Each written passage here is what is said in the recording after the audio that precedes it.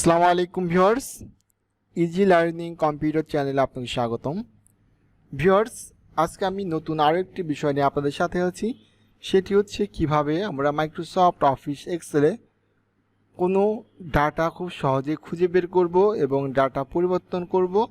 এছাড়া আমরা কিভাবে ডাটা অ্যানালাইসিস করব, খুব সহজে যে কোনো ডাটায় যেতে পারবো। তো ভিউয়ার্স, এর আগে আমি শর্ট অ্যান্ড ফিল্টার সম্পর্কে ভিডিও দিয়েছিলাম। যদি ভিডিওটি কেউ না দেখে থাকেন অবশ্যই ভিডিওটি দেখবেন। ভিডিওটি দেখলে কিন্তু একটি গুরুত্বপূর্ণ একটি বিষয় সম্পর্কে আপনি জানতে পারবেন। তো ভিউয়ার্স, এই শর্ট অ্যান্ড ফিল্টারের ভিডিও লিঙ্কটা আমি ডিসক্রিপশন দিয়ে রাখবো, অবশ্যই দেখে নেবেন। তো ভিউয়ার্স, এ ফাইন্ড মানে হচ্ছে ডকুমেন্ট থেকে কোনো কিছু খুঁজে বের করা। অর্থাৎ মনে করেন যে আপনি এরকমভাবে 100 বা 200 জন এমপ্লয়ারে একটা স্যালারি শিট তৈরি করছেন। এখন আপনি চাচ্ছেন যে কোনো একজন নির্দিষ্ট ব্যক্তির ডাটাটা আপনি দেখতে যাচ্ছেন। সেক্ষেত্রে আপনি ভিউয়ার্সটি করবেন। ভিউয়ার্স, এই জন্য আপনি যেটা করবেন সেটা হচ্ছে জাস্ট আপনি যে এরিয়াতে কাজ করছেন সেই এরিয়াতে কার্সারটা রাখবেন। কার্সারটা রাখার পরে আপনি এখান থেকে ফাইন্ডে চলে আসবেন। জাস্ট দেখেন ফাইন্ড অ্যান্ড সিলেক্ট, আমরা এখানে আসবো। আসার পর ভিউয়ার্স জাস্ট এখানে ফাইন্ডে ক্লিক করবেন। তো ভিউয়ার্স, ফাইন্ডে ক্লিক করলে পরে আপনার সামনে এরকম একটা ঘর আসবে, ফাইন্ড হোয়াট, অর্থাৎ আমি কি খুঁজতে যাচ্ছি। তো ভিউয়ার্স, আমি চাচ্ছি যে এই যে আমরা যে ডাটার যে কাজটা করছি এখান থেকে আমরা হচ্ছে কোনো একটি ব্যক্তির নাম খুঁজে বের করব, অর্থাৎ ওই ব্যক্তি কোথায় আছে সেটা এখন আমরা দেখব। তো ভিউয়ার্স, এই জন্য আমরা যেটা করব সেটা হচ্ছে ওই ব্যক্তিটার নাম আমরা এখানে লিখব। তো মনে করেন যে ভিউয়ার্স, আমি চাচ্ছি যে ঋতু নামে যে মেয়েটা আছে এই মেয়েটা কত নম্বর রোতে আছে এবং কোন কলামে আছে সেটা আমি এখন বের করব। তো ভিউয়ার্স, এই জন্য আপনি যেটা করবেন সেটা হচ্ছে জাস্ট ফাইন্ড হোয়াটে আসবেন। আসার পরে ওই ঋতু নামটা এখানে লিখে সার্চ দেবেন। তো আমি এখানে এখন নামটা লিখছি। ভিউয়ার্স, নামটা লেখার পরে দেখেন আমি এখানে জাস্ট ফাইন্ড নেক্সটে ক্লিক করবো। নেক্সটে ক্লিক করলে কিন্তু আমার এখানে ঋতু নামটা কিন্তু অটোমেটিকলি মার্ক হয়ে যাবে। দেখেন ভিউয়ার্স, আমি এখানে জাস্ট ফাইন্ড নেক্সটে ক্লিক করলাম। ভিউয়ার্স, দেখেন আমার কিন্তু এই ঋতুর ঘরটা কিন্তু অটোমেটিকলি মার্ক হয়ে গেছে। এখন যদি ঋতু নামে যদি আরও ব্যক্তি থাকতো সেখান থেকে কিন্তু আমাদের আরও দেখাতো। দেখেন আমি এখন যদি ফাইন্ড নেক্সট করি তাহলে কিন্তু আমাকে আর কোনো ঋতু নামে ব্যক্তিকে দেখাচ্ছে না, কেননা ঋতু নামে ব্যক্তি মাত্র একজন আছে। এখন যদি ভিউয়ার্স আমি এখানেও ঋতু নামটা লিখি সেক্ষেত্রে দেখেন কি হবে। ভিউয়ার্স, দেখেন এখানে আমি ঋতু নামটা লিখছি। লেখার পরে আমি এখন যদি এখানে ফাইন্ড নেক্সটে ক্লিক করি তাহলে দেখেন আমাকে কিন্তু ঋতু নামটা আবার পরবর্তীটা দেখাইছে।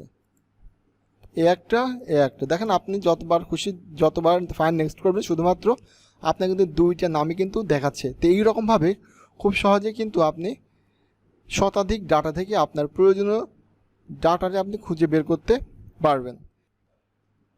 ভিউয়ার্স, আমি কিন্তু খুব সহজে কিন্তু আপনাদের ফাইন্ডের কাজটি বোঝাতে পেরেছি। তো এখন আমরা ভিউয়ার্স যেটা দেখবো সেটা হচ্ছে রিপ্লেসের কাজ। অর্থাৎ রিপ্লেসের কাজ কি? রিপ্লেস মানে পরিবর্তন বা প্রতিস্থাপন। আমি চাচ্ছি যে একটি ডাটার পরিবর্তে আমি এখানে আরেকটি ডাটা বা একটি নামের পরিবর্তে আমি এখানে আরও একটি নাম স্থানান্তর করব। তো ভিউয়ার্স, আমি চাচ্ছি যে ঋতু নামটা আছে, ঋতু নামের পরিবর্তে আমি লিখব হচ্ছে রুবিনা। অর্থাৎ যেখানে ঋতু নামটা আছে ঋতু নামের পরিবর্তে আমি লিখব হচ্ছে রুবিনা। এই জন্য ভিউয়ার্স আমাকে যেটা করতে হবে সেটা হচ্ছে আমি এখান থেকে জাস্ট ফাইন্ড নেক্সটে আসবো। এখানে আসবো, আসার পরে জাস্ট এখানে রিপ্লেসে আসবো। ভিউয়ার্স, রিপ্লেসে আসার পরে আপনাকে যেটা করতে হবে সেটা হচ্ছে আপনি এখান থেকে আমি কাকে পরিবর্তন করবো? ঋতুকে। সেক্ষেত্রে এই ফাইন্ড হোয়াটকে আমি লিখবো হচ্ছে ঋতু, RITU। ঋতু লেখার পরে আমি এই রিপ্লেস অধিকারে লিখবো কাকে? রুবিনা, যেহেতু আমি রুবিনা নামটি বসাতে যাচ্ছি। ভিউয়ার্স, তাহলে ঋতু নামটি পরিবর্তন করবো বিধায় এটা আমি লিখছি ফাইন্ড হোয়াটের করে, এবং ঋতুর পরিবর্তে আমি রুবিনাকে বসাবো বিধায় আমি এখানে রুবিনার নামটা লিখছি। লেখার পর ভিউয়ার্স এখন আপনি এখানে জাস্ট ফাইন্ড নেক্সটে ক্লিক করবেন। ফাইন্ড নেক্সটে ক্লিক করলে পরে দেখেন আপনি এই ঋতুকে পরিবর্তন করবেন না আপনি এই ঋতুকে পরিবর্তন করবেন। যদি আপনি এটা পরিবর্তন করতে না চান সেক্ষেত্রে হচ্ছে আপনি এখানে ফাইন্ড নেক্সটে ক্লিক করবেন।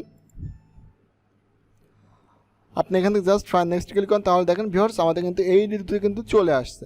তা আমি জাস্ট এই ঋতু পরিবর্তন করতে চাচ্ছি, এই জন্য আমি এখানে জাস্ট রিপ্লেসে ক্লিক করব। ভিউয়ার্স, দেখেন আমি কিন্তু রিপ্লেসে ক্লিক করার সাথে সাথে আমার কিন্তু এখানে এই নামটা পরিবর্তন হয়ে গেছে। এখন যদি আমি চাই যে আমি এই ঋতুকে পরিবর্তন করবো তাহলে কিন্তু এখানে রিপ্লেস করলে কিন্তু পরিবর্তন হয়ে যেত।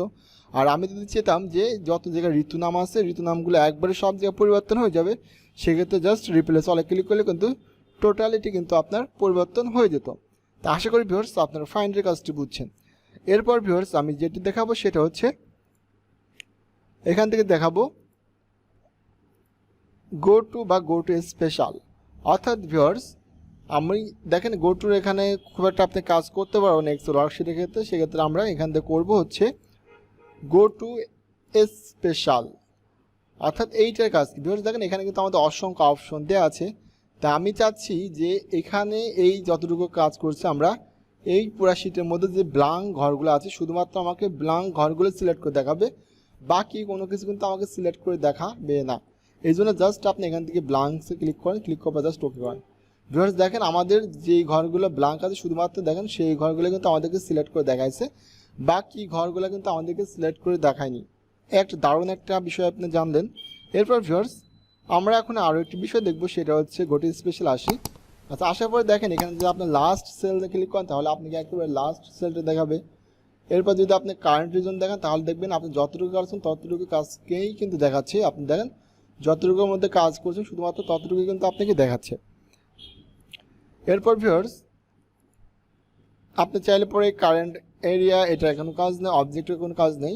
আচ্ছা এরপর আমাদের এখানে কন্ডিশনাল ফরম্যাটিং, অর্থাৎ যদি আমি এখানে কোনো জায়গায় কন্ডিশনাল ফরম্যাটিং কাজ করে থাকি তাহলে কিন্তু অবশ্যই আমাকে কন্ডিশনাল ফরম্যাটিংটা সিলেক্ট করে দেখাবে।